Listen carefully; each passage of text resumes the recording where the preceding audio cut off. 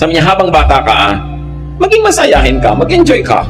Gawin mo ang mga gusto mong gawin at kaya mong gawin. Huwag mo lang kakalimutan, ha, na answerable ka sa Diyos. In other words, huwag kang lalabis. Huwag kang gagawa ng bagay na ipagsisisi mo pag humarap ka sa Diyos dahil haharap at haharap ka. Pero lahat ng pwedeng gawin na hindi mo offend ang Diyos, gawin mo. Yung hindi magbibigay ng panganib sa iyo at sa iyong kapwa, gawin mo. Sabi ko, huwag ka nang masyado muna mag-alala at mag-isip ng mga malulungkot na mga bagay kasi darating din yan sa iyo. Sandali ka lang maging bata, so enjoyin mo ang iyong kabataan. Ang dapat sabihan nito siguro yung mga magulang, no? Hindi yung mga kabataan, mga lola at lolo. No? We must allow the children to be children. And we must allow the young people to be young. Do not fast forward their maturity. We all have a lot of time to be old. At pag dumating na sa iyo yung old age, wala nang balikan. Kaya dapat huwag sayangin ang pagiging bata. Kawawa naman yung mga bata na hindi na naging bata sa dami ng responsibilidad sa buhay. Timing is always very important. Sabi nila, an ounce of prevention is better than a pound of cure. Isang napakatanda ng kasabihan. Kung ang pagkilos ng tao ay nagawa niya bago magkaroon ng problema, mas marami siyang matitipid na oras, lakas, o kaya ay resources, kesa kung susundan na lang niya na natapos na yung problema.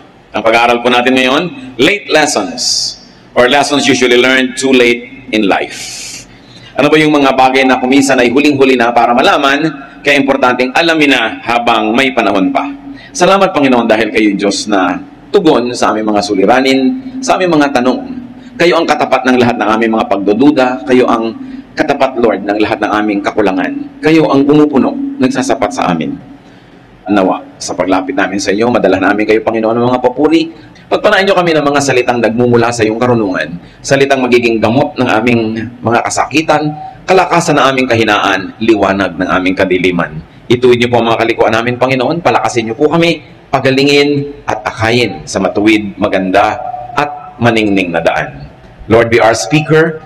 Protect us from all harm, protect us from all works of evil men and evil spirits. May your mercies prevail, walk in our midst, may your grace abound. In the name of your Son, Jesus, we pray to you, Father. Late lessons in life. What are the lessons usually learned too late in life? Although pag sinabi natin too late, we don't really mean wala nang pwedeng mangyari. Pero mas maganda sana kung mas maagang natutunan. Kaya naman, the younger you are, the more benefits you will get in learning these things. Number one is put God in your life as early as possible. Be as godly as possible before you get damaged or ruined. Marami pong mga tao napapalapit lang sa Diyos dahil napupuwersa, naoobliga ng kalungkutan, ng kasakitan, ng kahirapan, ng kung ano-anong mga problema at damage. Mabuti na napalapit sa Panginoon at mabuti naman at ang mga problema at hirap ay naging daan para mapag-isip-isip ang Panginoon at lapitan ng Panginoon. Pero mas maganda sana kung nauuna na tayong lumalapit bago pa dumadating yung mga crisis natin sa buhay. Para kahit tayo ay nire-restore ng Panginoon, kung dumaan tayo sa mga hirap at mga kung ano-anong damages, mas madali naman na mas pagandahin na lang ang buhay natin. Kaya hanguin pa tayo sa napakarami nating kinasadlakan at ayusin sa napakaraming gusot na sinalihan. Bagamat yun ay nagagawa ng Panginoon. Pero napakaganda kung mas maagang nakikilala ang Diyos. Bagamat walang huli, kahit deathbed conversion, yung talagang huling hininga na nung nakakilala sa Panginoon, salamat, maganda yun. Pero mas maaga, mas mabuti. Ecclesiastes 12:1-2. Keep your Creator in mind while you are young. In years to come, you will be burdened down with troubles and say, I don't enjoy life anymore. Someday the light of the sun and the moon and the stars will all seem dim to you. Rain clouds will remain over your head. Sinasabi dito ng mayak na darating ang panahon, tatanda ka rin. Marami ka rin mga bagay na gustong-gusto na ngayon na hindi mo na rin magugustuhan. Mawawalan ka na ng gana sa maraming dati ay hilig na hilig mo. Sabi, bago pa man dumating yon, alalahanin mo na ang Diyos. Habang bata ka pa lang, bago dumating yung mga panghihinawa mo at pagkapagod, bago ka maubusan ng lakas, kilalanin mo na ang Panginoon para may lakas ka pang natitira para sa Kanya. Meron ka pang mga panahon na lalalabi para sa paglingkuran at kilalanin at makisalamuha at makipagmabutihan sa ibang mga anak din ng Diyos. Sabi, agahan yan. Kaya tayo mga kapatid, meron tayong napakahalagang misyon ng mga bata sa ating pamilya, maaaring anak mo, apo, pamangkin, kung ano man, habang maaga dalhin sa Panginoon, isama sa church, enroll sa Sunday school, isama sa mga youth camp, mga daily vacation Bible schools, para maaga ang paglapit nila sa Panginoon. Sabi, train up a child in the way he should go, and when he is old, he will not depart from it. Mas madaling magturo kesa sa mag-repair kung may damage na. While God can restore broken lives, it is infinitely easier just to improve on what is already good.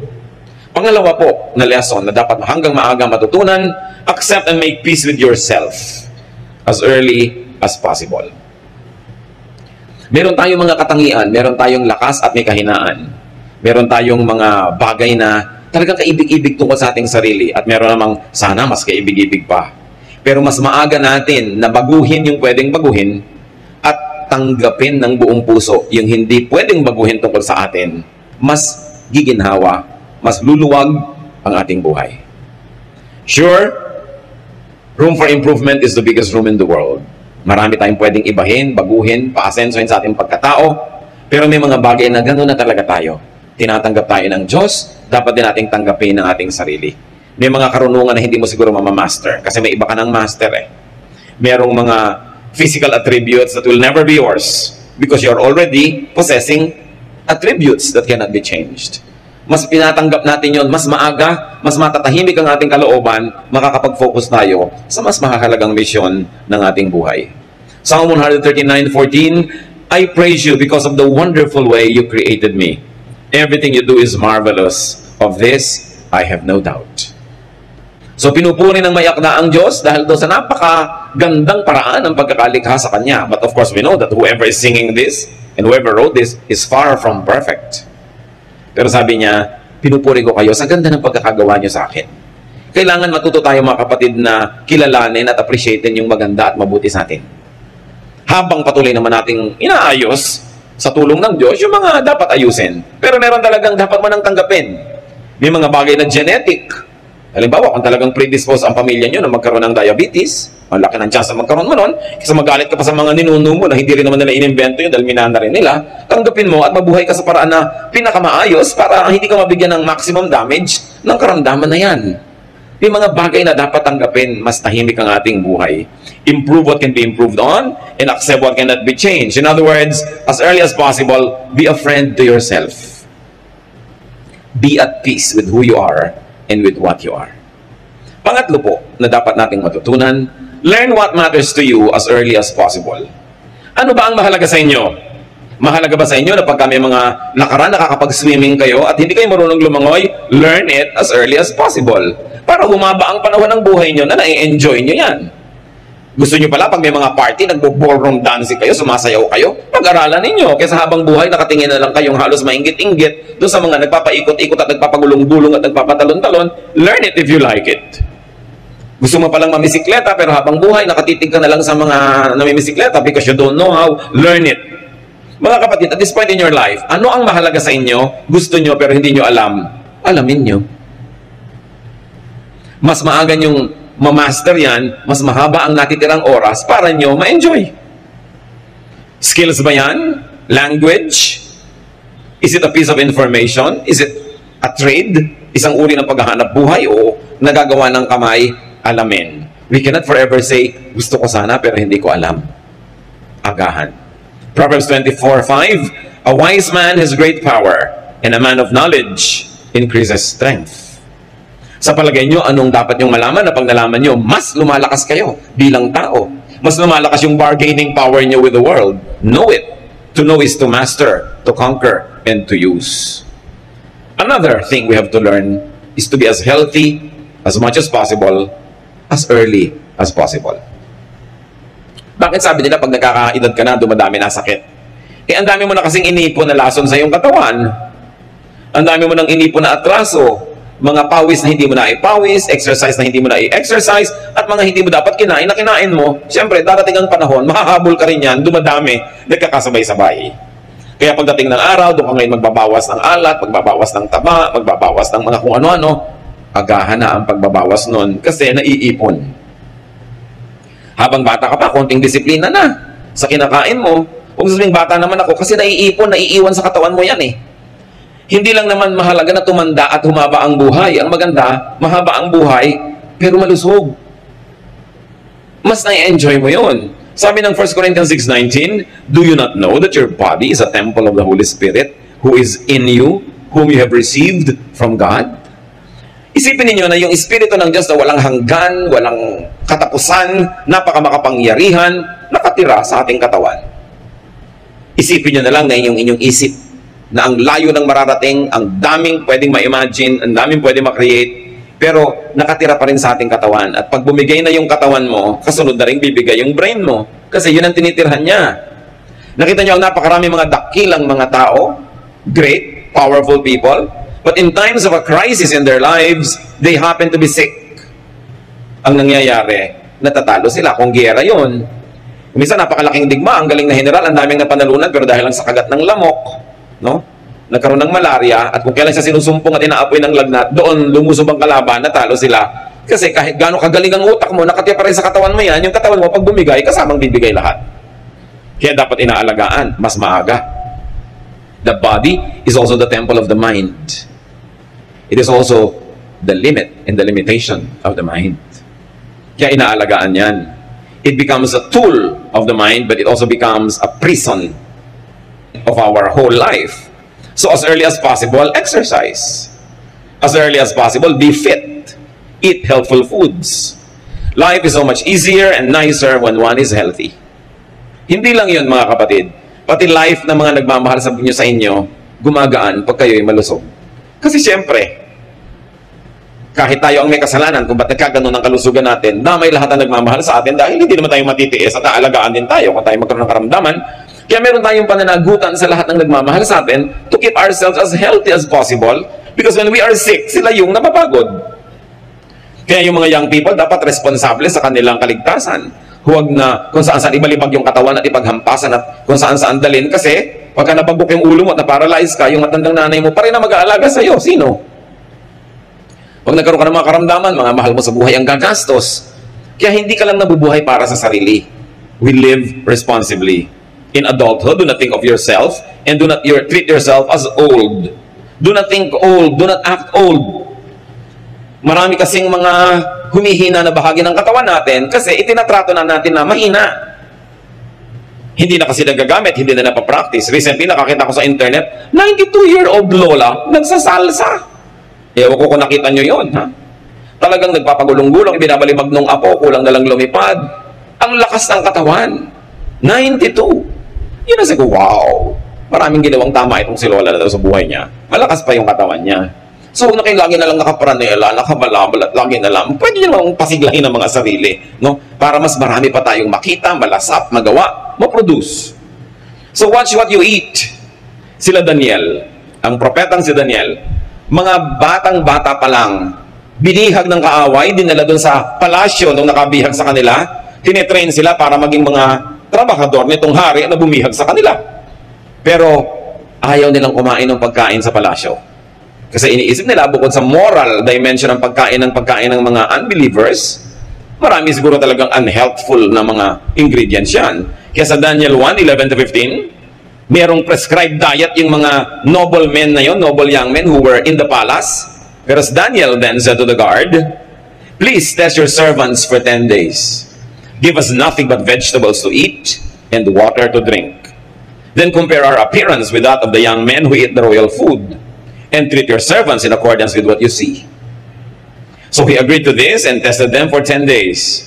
At the end of 10 days, they looked healthier and better nourished than any of the young men who ate the royal food. Hindi natin alam kung ano yung mga excess siguro ng mga fats, mga alcohol at kung ano sa royal food. Pero ayaw kainin nila Daniel. Bukod siguro nga doon sa dietary value, may spiritual value pa sa kanila kung anong kakainin nila at hindi. Kasi sabi nila, gulay na lang po ipakain nyo sa amin at tubig lang ang iinumin namin. At matapos ang 10 days, kung nakita nyo kami nanghihina, sige, kakainin na namin kahit ano ipakain nyo. Pero nakita, mas maganda pa ang kalusugan nila, mas maayos. Ibig sabihin, hindi ko mo masarap, yun ang mabuti sa'yo. Konting control sa sarili. Isa pang dapat nating matutunan habang mas maaga sa buhay, mga kapatid, have fun whenever possible. Ecclesiastes 11:9-10, be cheerful and enjoy life while you are young. Do what you want and find pleasure in what you see. But don't forget that God will judge you for everything you do. Rid yourself of all worry and pain because the wonderful moments of youth quickly disappear. Napakahalaga ng mensahe na ito ni Solomon. the wisest man ever. Sabi niya, habang bata ka, maging masayahin ka, mag-enjoy ka. Gawin mo ang mga gusto mong gawin at kaya mong gawin. Huwag mo lang kakalimutan, na answerable ka sa Diyos. In other words, huwag kang lalabis. Huwag kang gagawa ng bagay na ipagsisisi mo pag humarap ka sa Diyos, dahil haharap at haharap ka. Pero lahat ng pwedeng gawin na hindi mo offend ang Diyos, gawin mo. Yung hindi magbibigay ng panganib sa iyo at sa iyong kapwa, gawin mo. Sabi ko, huwag ka nang masyado muna mag-alala at mag-isip ng mga malulungkot na mga bagay, kasi darating din yan sa iyo. Sandali ka lang maging bata, so enjoyin mo ang iyong kabataan. Ang dapat sabihan nito siguro yung mga magulang, no? Hindi yung mga kabataan. Mga lola at lolo. No? We must allow the children to be children. And we must allow the young people to be young. Do not fast forward their maturity. We all have a lot of time to be old. At pag dumating na sa iyo yung old age, wala nang balikan. Kaya dapat huwag sayangin ang pagiging bata. Kawawa naman yung mga bata na hindi na naging bata sa dami ng responsibilidad sa buhay. Yung hindi na naka-attend ng anumang gathering, socialization, kasi laging nag-aalaga ng may sakit na magulang o nag-aalaga ng kapatid o naghahanap buhay, habang kumisan yung tatay palasing-lasing, pag ganito, yung mga anak na ang nagbuhat ng mga tungkulin ng mga magulang, hindi na sila naging bata. Ang problema, pagka lampas na yung kabataan mo, hindi ka na magiging bata uli, ever. So isa pong malaking kalupitan, mga kapatid, na nakawan natin ang mga kabataan ng kanilang pagiging bata. Siyempre medyo hindi nag-iisip pa yan ng marami mga bagay, kaya parang hindi seryoso. Sandaling-sandali lang yun eh. Tulad din ng ganda, sandaling-sandali lang ang kagandahan ng isang bata. Anong sabi ni Shakespeare? A rose will bloom, it then will fade. So does a youth, so does the fairest maid. So, samantalahin. Huwag natin silang pigilan na magkaroon ng mga kasiyahan hanggat hindi offensive sa Diyos. Yan naman lagi ang hangganan eh. Siyempre may hangganan ng lahat ng bagay. Pero karamihan naman kasi sa atin, yung bata, huwag kang malikot. Anong gusto mo? Maparalyzed na siya at mag-wheelchair na. Bata nga eh. Siyempre malikot. May hangganan din lang. Huwag ka naman makabasag. Huwag kang makasira naman kung ano dyan. Bata ay bata. Mga young people, biglang magtatawanan ng malalakas, iirapan agad ang mga lola. No? Mga young people, sandali lang yan pag nalaman na nila ang mga tunay na issues ng buhay, pag nagbabayad na sila ng mga kuryente at tubig at mga bayarin, pagka nalaman na nila ang maraming mga suliranin ng mundo, hihina na rin ang tawa niyan. Diba? So habang kaya pang lakasan, lakasan. At kahit matanda na kayo, marami para kayong bayarin, labanan niyo yan, lakasan yung tawa. Diba? Kasi, sabi nga ni Balagtas, sapagkat ang mundo'y bayan ng hinagpis, mamamaya'y sukat, tibayan ang dibdib. Marami talagang dumadating na problema. So, tuwing pwede, magsaya ka. Kasi may mga panahon sa buhay natin, ibigin mo man, talagang mahirap magsaya. So, yung masaya na, huwag mo nang palungkotin. Meron namang ganun eh. Nasa pagtitipo na, nasa party na, nasa kasalan na, naninimangot pa. Huwag kang manimangot at malungkot kasi may mga kamag-anak ka mahal sa buhay na siguradong mamamatay. Alam ka namang hindi mamatay, namamatay tayo. Doon mo na i-reserva ang lungkot mo. Siguradong maraming panahon. Pero pag ang panahon ay kasiyahan, tanggalin mo lahat ang lungkot mo, imagination mo kung ano, magsaya ka. Kasi dapat tamasahin, samantalahin ang mangilan-ngilang pagkakataon na pwedeng sumaya. At pag nakakakita tayo mga kapatid ng nagsasaya, huwag kayong killjoy. Hindi kayo makatulog pero nagkakantahan sila, magpasa kayo ng buto ng kakao sa tenga nyo para makatulog kayo at sila sumaya. Alam nga naman kayo itong matutulog, lahat patahimikin nyo na. Diba? Maraming panahon ng katahimikan na ang tao hindi mo man pigilin na mag-ingay, kusang tatahimik kasi maraming darating na dagok ng buhay. So habang hindi dumarating yun o wala, bakit nyo naman dadagukan? Kailangan marunong tayo magrespeto sa taong sumasaya. May bakasyon, huwag niyong ungkatin ang mga problema. Kaya nga nagpapakasyon. Magkaka-opisina kayo, magre-retreat kayo, magpupunta kayo ng bakasyon kung saan. Huwag niyong pag-usapan ng trabaho. Pag-usapan niyo pag hanggang uli kayo sa inyong opisina. Kasi bihira, gumastos pa kayo para magpunta halimbawa sa Sikogon. Tapos nung nandun na kayo, pinag-uusapan niyo yung mga nakakainis na bagay sa office. Sinayang niyo ang inyong pagkakataon. Maraming mga tao, sinasayang nila ang pagkakataong sumaya. Bihira-bihira lang naman magkaroon ng malaking kainan. Doon pa mag-jeta. Kalimutan nyo nga yung jeta nyo kung masarap ang mga pagkain. Dahil madalas naman talagang jeta kayo dahil kulang ang budget, di ba? So doon na lang kayo mag-jeta. Darating din yon. Pero yung manaka-naka na mayroong festival, naku, enjoyan mo yan.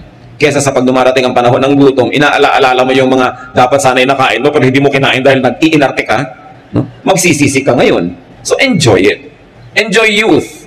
Enjoy young adulthood. Enjoy adulthood. In fact, enjoy every stage of life.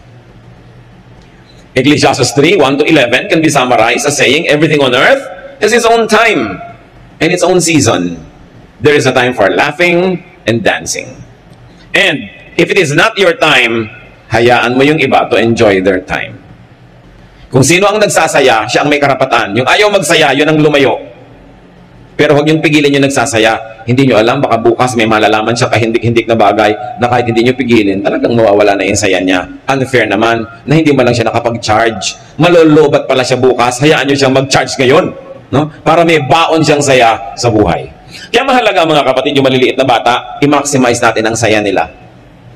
Para marami yung baon. Habang tumatanda sila, nawi-withdraw yun, kaya damihan nyo yung deposit na love habang sila'y bata pa. Hindi ko sinabing palakihin sila sa layaw, sa saya.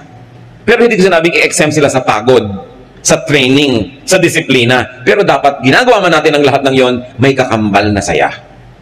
At makikita nyo sila yung magiging mga matitibay na tao, mapagbigay, maibigin, at masasarap na mga kasama.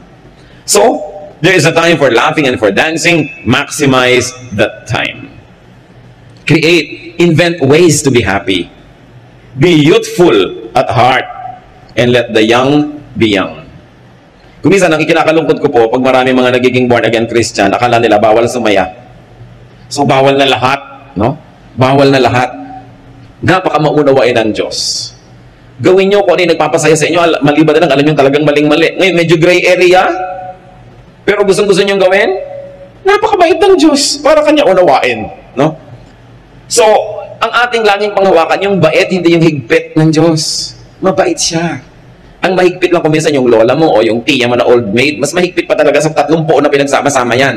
Bakit? Hindi kasi siya nag-enjoy sa buhay. No? Kaya tuloy, gusto niyang idamay halos lahat ng tao na huwag na rin mag-enjoy sa buhay. Napakahirap kasi nung mga tao na walang nagmamahal, walang nakikipagmahalan, walang mga outlet, walang mga saya. Ang gusto, idamay lahat ng tao sa mundo. Gawin natin ganito mga kapatid, kung ano man ang hindi natin na-enjoy, ipagdiwang natin kung na-enjoy ng kapwa natin. At sa ating pakikipagdiwang sa kanila, nakakasalo na rin tayo sa enjoyment. Kasi lagi mo silang pinipigil. One thing to learn, early. Mas bata, mas mabuti, save. Mag-impok. Save whenever possible. And if you're already saving, save more. Kung malapit ka na lang mamatay, ang dami mo pang savings, edi pamigay mo. Pero mabuti na rin yung kinamatayan mo, may savings ka pa, kaysa wala. Invest. Ecclesiastes 10:19, sabi ni Solomon, pinakamarunong na tao sa balat ng lupa, money is the answer for everything. Sa inyo, ha? Ganun ba yun? Tatandaan nyo mga kapatid, it is the love for money that is condemned in Scripture, not money. Yung pag sobrang mong minahal, kinalimutan mo ng Diyos, kinalimutan mo ng kapwa, yun ang sumasama. Pero yung pera mismo, gusto ng Diyos, marami tayong ganyan. Kaya nakita mo ang Panginoong Jesus, pinagalitan niya yung binigyan ng mga talent, hindi in-invest, hindi nagtubo, binawi pa. Gusto ng Diyos, marami kang pera. Proverbs 6:6-8, go to the ant, you sluggard. Consider its ways and be wise. It is no commander, no overseer or ruler, yet it stores provisions in the summer and gathers its food at harvest. Sabi niya, ikaw tamad, tingnan mo yung langgam. Pag tag-araw, pag tag-ani, pagod na pagod. Nagbubuhat ng kung ano-anong madidilihensya niya sa buhay. Kuminsan, 20 times heavier than the body of the ant binubuhat niya. Minsan nagtataka ka sa sahig, may naglalakad na bigas. No? Nung tignan mo, may munting langgam sa ilalim, buhat-buhat niya, naghahanap buhay siya. Ikaw naman sa dista, tiniris mo pa. Naghahanap buhay nga yung langgam eh. No? Sabi, kita nyo yan, kasi hindi laging pwedeng merong kang pulutin, kasi hindi laging harvest. Kaya kung tag-ulan na, maaanod na sila ng mga tubig, hindi na pwede, sa tamang oras, nag-iimpok. Para pag dumating yung pangangailangan, merong nakatabi. Kailan tayo dapat mag-impok? Kung kailan tayo malusog, kung kailan tayo bata, kung kailan tayo kumikita. Hindi yung ubus-ubus biyaya, bukas na katunganga. Ang mga young people, hirap na hirap magtrabaho ng mga graveyard shift, tapos inuubos ang pera nila sa mga kapeng nakakasikmura. Yung mga maaasim na kape. Talagang mga pagpapanggap at pagbabalat kayo, no? Para lang magmukhang sosyal. Tapos nauubos ang mga pera sa kung anong gadget. Tapos mamaya, tumanda na, wala man lang savings. Kailangan may isave ka. Ngayon, kung may mga kamag-anak ka na palahingi, palaasa, paladagan, no? Talagang gumagamit ng straw para sipsipin ang dugo mo mula sa pinakamatabang ugat sa iyong leeg. Di ba? Lalo ka dapat mag-save. Huwag mo ibibigay lahat. Do not give everything. Give proportionately. Magtira sa sarili. Pag naliligid ka ng mga ganitong tao, lagi silang wala, ikaw yung meron, uubusin nila, bukas pare-pareho na lang kayong wala. Hayaan mo na lang sila wala, ikaw meron.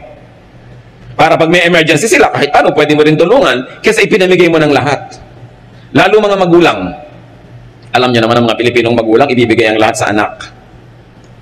Kung umaasa kayo na lahat ng anak ay itatagod kayo sa pagtanda, paano kung hindi mangyari? Paano kung nakapag-asawa yan ng ubod na sama ng ugali? At nakulang yung anak nyo at nailayo talaga sa inyo. O anong gagawin nyo ngayon? Binigay nyo lahat. Magsisimang kayo, 80 anyos na kayo, 70. Lampas na yung climax ng pagkita nyo. Anong gagawin nyo? Magsisisi na lang kayo hanggang humina kayo ng humina, maubos ang maubos. Don't give everything. I'm telling you, give, but give proportionately. May tinatabi ka. Ang God is God of proportion. Ang Diyos nga, 10% lang hinihingi. Di ba? So, ibig sabihin, may tinitira ka sa sarili mo, sa ganito, sa ganon. Dapat ganon. Kung kayo'y kumikita-kita, medyo katanghali ang tapat ng inyong buhay, walang ginawa ang mga kamag-anak nyo kundi manghingi, paano kayo magkakaroon? Ipinapayo ko lagi sa iba, maghulog kayo ng lote. Maghulog kayo ng anumang bagay, na alam lahat ng kamag-anak nyo may hinuhulugan kayo, therefore, hindi nila kayo dapat obligahin na lagi magbigay sa kanila dahil may hinuhulugan kayo. Tapos pagdating ng panahon, di ibenta nyo, parang savings, parang for savings. Kasi kung laging cash ang pera mo, papapakin talaga ng mga tao yan. Wala kang maiipon. No? So, magtira sa sarili. At habang maaga, lalo't kung naniniwala kayo, get a good health insurance coverage. Mabuti na yung nagkakasakit kayo, ang inaalala nyo lang paano gagaling, hindi yung paano magbabayad. Malakas magpalala ng sakit, yung bills. Malakas magpataas ng lagnat, pagka nakikita mo yung mga bills. Kailan kayo kukuha dapat ng health insurance coverage? Habang bata kayo, kasi mura pa yung premium. Alam nyo na yung mga insurance, pero hindi ka naman yan love. Negosyo yan. So habang nagiging 60 ka, lalong nawawala na yung mga privileges mo o 70. Pero at least umabot ka man lang sa edad na yun na covered ka. Kasi mamaya nagkakaroon na ng mga bagong products yung mga insurance companies na hanggang libing, pwede ka ng client nila. Meron ng ganun, ano? Pero maganda meron kayong ganun. Kaya lang pakatinuan ninyo. Dahil maraming mga insurance companies nakaka 1, 2, 3. No? Tinatakbuhan ka bigla, nawawala bigla.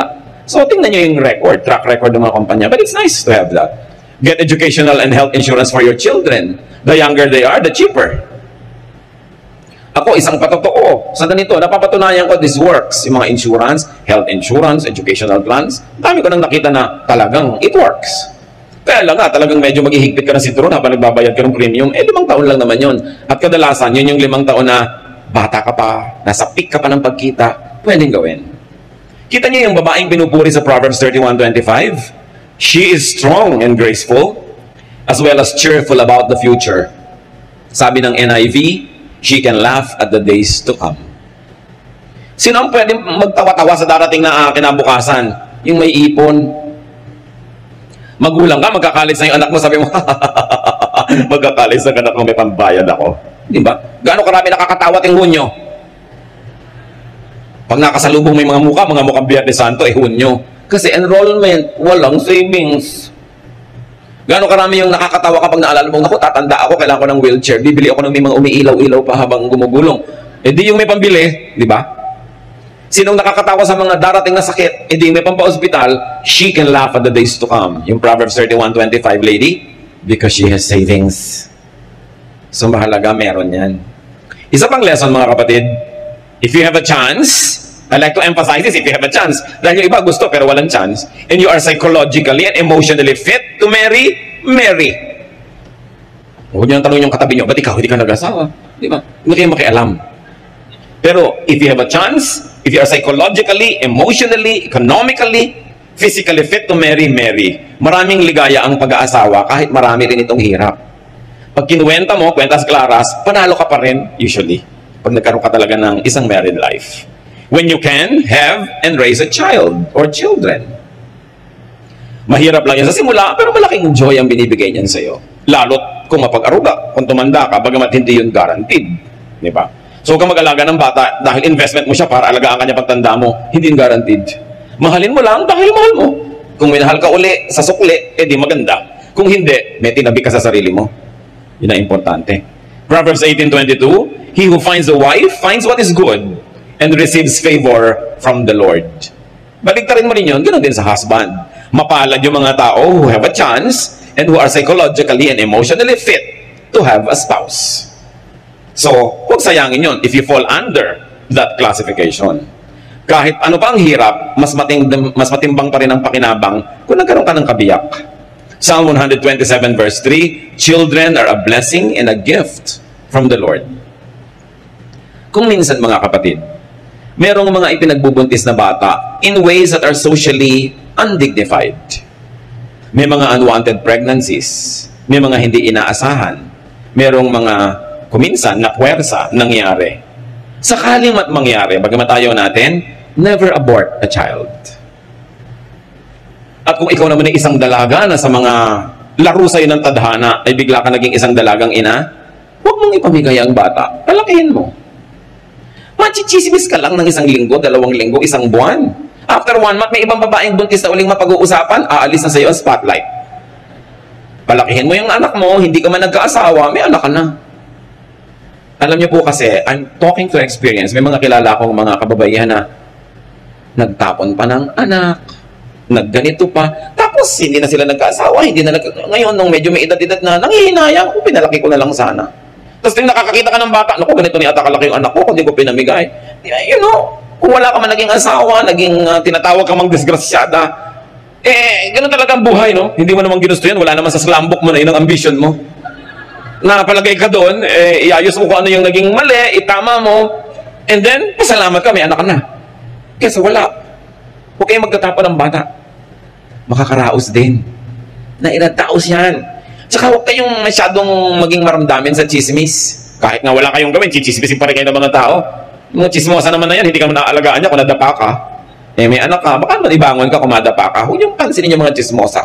Make the most out of your life. Bihira, walang tao na nagiging perfect ang buhay niya. Nagkakapingas-pingas, nagkakalamat-lamat. Nangyayari yan eh. Yun ang maganda nga sa tao dahil meron tayong Diyos na pagdaraanan ang lahat. Basta tayo nagpapatulong sa Panginoon. Huwag kayong masyadong sentimental about it. Blessing pa nga yun. May anak ka na, may nangyari sa'yo. Nakapag-asawa ka, hindi ka masyadong naging maginhawa, hirap ka rin, pero siguradong may ligaya ka rin, pasalamat ka rin. Dahil blessing pa rin yun. God is so good at restoring us. God is so good at repairing broken lives. Don't let the brokenness continue to haunt you all your life. No? At just pick up the pieces, get on with life. Ano ba? Nangyayari yan sa lahat. Ang mahalaga, we learn from every mistake. And the mistakes we commit should make us kinder and nicer to those who commit other mistakes. Mas magiging maunawain ka dahil may pinagkukuhanan ka, may pinaghuhugutan ka ng pangunawa. At kung kayo naman naiibig, di umibig kayo, love. Never mind not being loved back. Meron kayong mahal, kaopisina nyo, talaga namang lahat ng bonus nyo, inapanulan nyo yung kaldero, binibigay nyo sa kanya, pero hindi pa rin kayo pinapansin, ibigay nyo pa rin. Alam nyo yung nagmamahal, mas masaya naman nyo kaysa doon sa minamahal eh. Kayo yung nagmamahal, hindi man kayo suklian ng pagmamahal, magmahal pa rin kayo, at least naranasan nyo magmahal. Diba? Kaysa sa hindi na kayo minahal, hindi pa kayo nagmahal. Di wala na kayong naranasan. It's alright to love and not be loved back. Because loving by itself gives you a lot of happiness. Kung sinuklian pa, kahit konting pagtingin, malay nyo naman. So huwag kayong matakot umibig. Yung mga nabigo na ng mga 18 beses, may mga 18 pa ulit nalalabi. Ubusin nyo. Diba? Huwag kayong sobrang nadala, naging playing safe, ayaw nyo na. Buhay pa kayo eh. Ba't umaayaw na kayo? Malay nyo naman, dito sa ika-27 pag-ibig, yan na talaga matupad ang mga pangarap nyong ilakad hanggang altar. Habaan nyo ang lakad. Mula pa lang doon sa Harrison, maglakad na kayo. Para makabawi kayo. No? So never mind kung hindi ka minamahal. Mahal mo pala, mahalin mo pa rin. Hindi ka binibigyan ng pag-asa, mahalin mo pa rin. Huwag mong ilagay sa kanya yung pasya kung anong gagawin mo sa pag-ibig mo sa buhay. Sasaya ka rin. He who loves enjoys more than the one being loved. Pang-8. Hold no grudges. Have no regrets. Discard anger from your heart. Mas maaga, mas mabuti. May gumawa sa'yo ng masama nung araw, hanggang ngayon inaalala mo pa, ang totoo noon, paulit-ulit na nagagawa sa'yo yung masama kahit wala na siya dyan, kasi nire-replay mo. Lugi ka. Kung meron kayong dapat patawarin, huwag din pag naghihingalo na siya o naghihingalo kayo, tsaka pa kayo nagpapatawaran, patawarin nyo na agad. Makakalaya siya, makakalaya kayo, mas luluwag ang buhay. Huwag kayong magtanim ng sama ng loob. Yung puso nyo, dapat tinatayaman ng pag-ibig, hindi ng sama ng loob, hindi ng galit, hindi ng mga hinanakit, himutok, hindi ng mga pains and sorrows. Minsan na kayong nasaktan, tama na. Ilibing nyo na forever, magpatawad na kayo para hindi maulit. Kasi habang sinasariwan nyo, bumabalik yung galit, bumabalik yung sakit, sinong lugi? Edi kayo. Mas maaga, mas mabuti. Kasi maiksi ang buhay. Sayang ang bawat saglit na inubos mo sa pagiging galit. Pwede naman sanang inubos sa pagiging masaya. It is your decision. Ephesians 4:31, stop being bitter and angry and mad at others. Don't yell at one another or curse each other or ever be rude. Sayang. Minsan ka lang nagkaroon ng araw na ganito, ng petsang ganito, ng taon na ito sa buhay mo. May nakaaway ka pa, di ba sayang? Samantalang magsimaganda kung may naging kaibigan ka. Huwag sasayangin ang bawat sandali. Philippians 3:13, I forget what is behind and I struggle for what is ahead. Nililimot ko na yung tapos na. Sabi ganun. At kayo mga kapatid, makinig kayo mabuti. Kung meron kayong kamag-anak, kapatid, mahal sa buhay, asawa, magulang, na nakagawa ng isang malaking pagkakamali ng araw, at alam nyo yon, at pwede nyo isumbat, pwede nyo siyang tapunan ng isang tingin pagka siya ang tinatamaan ng conversation, kahit hindi alam ng iba, pwede nyo siyang i-blackmail, huwag nyo gawin, release the person, limutin nyo na. At ang mga nagawa nilang mga malino, lalo't ikinahihiya nila, kinasasama ng loob, huwag nyo nang uungkatin pa. Yun ang pagpapakatao. Sinasabi, don't hit below the belt. Kahit sa boxing, may batas. Kalaban mo yung sa boxing, yung pa ba naman kapatid mo, mahal mo sa buhay, yung pa ang tuwing meron kang galit o inis, inilalabas mo yung baho niya, inuungkat mo yung pagkakamali niya, it is cruel, it is unkind, it is ungodly. And even if you are able to hurt the person, do you think that you can get out of it unscathed? No. Kayo man, kahit galos magkakaroon. So huwag nyo nang uungkatin pa, lalo't maselan, lalo't pinagsisisihan o ikinahihiya ng inyong kapwa. Pagsyam na magandang maalala bago tayo lubugan ng araw sa ating buhay, be nice and friendly to your children or to your children-in-law. Sandali lang, minsan lang maging bata ang bata. Pag pinalaki mo pa sa kalupitan, pag pinalaki mo siya sa iyong masamang ugali, sa iyong pagdaramot, sa iyong pananakit, anong itinanim mo sa puso niya? Puot sa'yo, galit, hinanakit, at habang patanda ka ng patanda at pahina ng pahina, siya tong lumalakas. Kumbaga sa araw, papalubog ka na, siya nagtatanghaling tapat pa lang. Lahat ngayon na ikabubuti mo sa buhay, iaasa mo lang sa kanya dahil mahina ka na. Ano ang maaalala niya? Bigyan niyo ang mga bata ng mga magagandang maaalala. Una, para sa kapakanan nila. At kung gusto niyo isipin, meron din kayong benepisyo sa kapakanan niyo. Kasi kung anong inyong itinanim, aanihin niyo. Merong mga magulang, wala man lang ginawang mabuti sa anak, pinagmalupitan pa, sinaktan, kinawawa, inabandona, pero ngayong matanda, inaalagaan pa rin ang anak. Can you imagine kung gaano pa kasindi, ka-sweet, palalo at kaganda yung pag-aalaga kung naplaniman ng maganda? Kung minsan ginagawa mo lang, obligado ka dahil magulang mo, pero wala ka ng gana dahil kung minsan malayo ang loob mo o may kim-kim ka rin sama ng loob, pero ang sarap-sarap naman nung mag-aalaga ka na dahil mahal mo, hindi dahil obligado ka. So, ang pagpapalaki ng mga bata, pakisamahan natin. At mga biyanan, lalo kayo yung donyang-donya pa yung edad nyo. No, halimbawa mga 40, 45 pa lang kayo, malakas na malakas pa kayo, kumikita pa kayo, gangga santol pa yung mga ikaw nyo dyan. Talagang mga bag nyo, gangga yung salaki, dami-dami yung dala. Yung meryabang pa kayo, para pa kayong pabo na naglalakad dyan, yung mga balahibo nyo, pumapagaspas. Maging mabuti kayo sa mga manugang nyo. Kahit yung manugang nyo, wala pang nasabi sa buhay, wala pang nagagawa, wala pang say, nakikitira pa lang sa inyo, ibinibili nyo pa lang ng gatas yung anak nila, kayo yung donya-donya, tatanda rin kayo. Pag ang itinanim nyo sa manugang nyo hindi maganda, anong ina-expect nyong aanihin? Ilalayo nila yung loob ng anak nyo sa inyo. Nakikitira lang yan sa inyo dahil walang choice. Oras na nagka-choice, lalayasan kayo niyan. Magpapakalayo-layo, hindi ibibigay sa yung number ng cellphone nila. Telegrama ka lang, no? Sa RCPI. Can you imagine? Ang tagal nun. So, be nice. Magtanim ng mabuti, lalo sa manugang kasi hindi mo dugo. Yung sarili mong anak, pagtsatsagaan ka niya kahit anong mangyari, yung manugang mo. Ang masama ngayon ito, ang tanda mo na, ayaw mo man, kailangan mong maalagaan ka, at yun lang ang manugang na mag-aalaga sa iyo. O, paano ka ngayon? Nice mo ngayon kasi wala kang choice. Samantala kung nung may choice ka, naging nice ka, di ba mas masarap? Mas maganda. Ang matatalinong biyanan, ha? Nakikisama sa manugang. Dahil part na yun ng pamilya nyo. At bihirang ina ang nanalo sa manugang. That's the truth. Pag nahumaling na yung inyong anak sa kanyang asawa, lalo't amoy sabon, bagong paligo, anong nanay-nanay? Di ba malilimutan ka?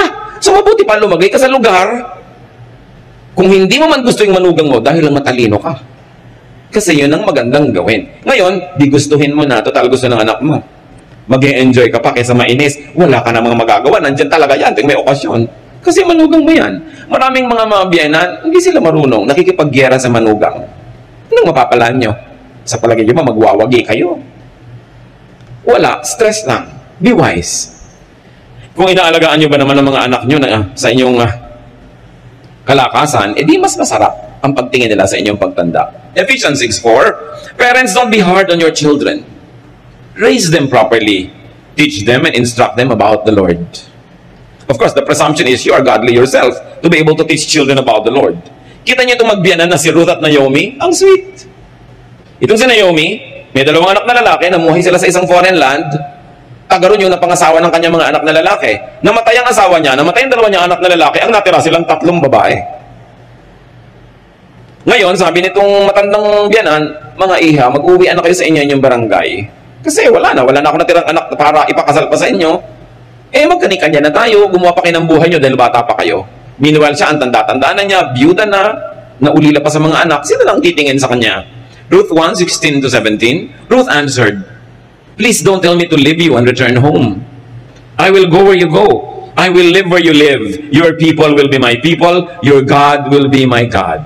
I will die where you die and be buried beside you. May the Lord punish me if we are ever separated, even by death.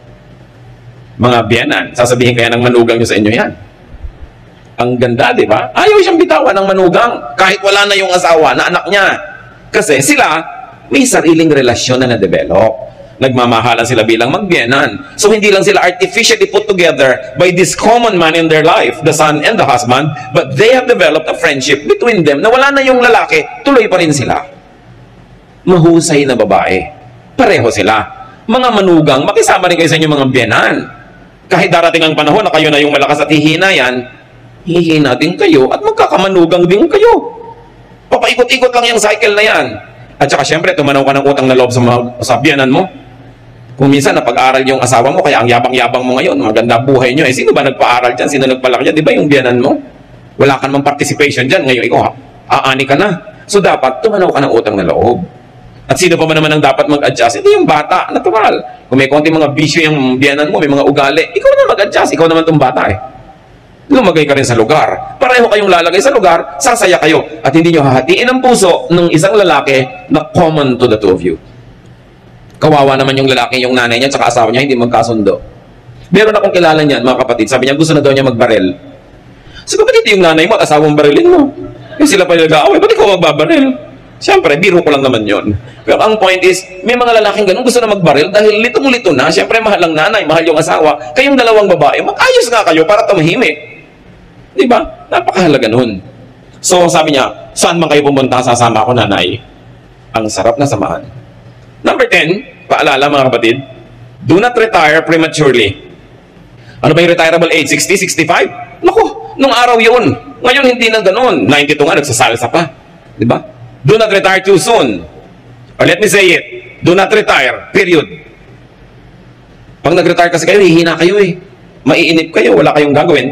Although, you can reinvent yourself. You reinvent your work, one that fits you, because you have already earned naman, Kung anong degree of engagement ang gusto mo ibigay sa iyong trabaho, sa iyong proyekto, na-earn mo na yun. Kung gusto mong every MWF ka lang gagawa o every afternoon, you have earned it. But don't retire. Hihina lang kayo. Maiinip lang kayo. No? Stay as active and productive as possible. Although in your terms. Kaya mahalaga, may gawin ka sa buhay mo para pag nag-retire ka, may karapatan ka naman to name your terms and to dictate your terms. No? With God's help, no learning can be too late. Kahit anong edad natin ngayon, may natutunan tayo dito, it's not too late. May papakinabangin pa rin tayo. But those who have the benefit of youth and time, Learn early so that you will have a longer time to enjoy wisdom. In your senior years, do not be possessed by regrets. John 10:10, the Lord said, "A thief comes only to rob, kill, and destroy. I came so that everyone would have life and have it to the fullest." Hanggang huling hininga, dapat may katuturan pa rin, may kasiyahan, may ganda ang buhay. God wants you happy. God wants you fulfilled. Learn important things early enough. Thank you, Lord, that you remind us. Thank you, Lord, that you are concerned that we have a meaningful life. Ituwid nyo nga po kami, Lord, kung may mga kalikuan kami. Itama nyo kami kung may mali. At sa mga ginagawa na naming tama, lalo pang matama sa tulong nyo. Para kami magkaroon ng buhay na makahulugan, masaya, mabunga. At hindi lang yon, yung buhay namin maging kasiyahan din ng mga nabubuhay sa paligid namin. May living with us be a pleasure to those that have to live with us. Magbulay-bulay pa tayo mga kapatid. Maghanap ng mga personal na application para lalo tayong makinabang sa ating pagsasalo-salo sa sandaling ito.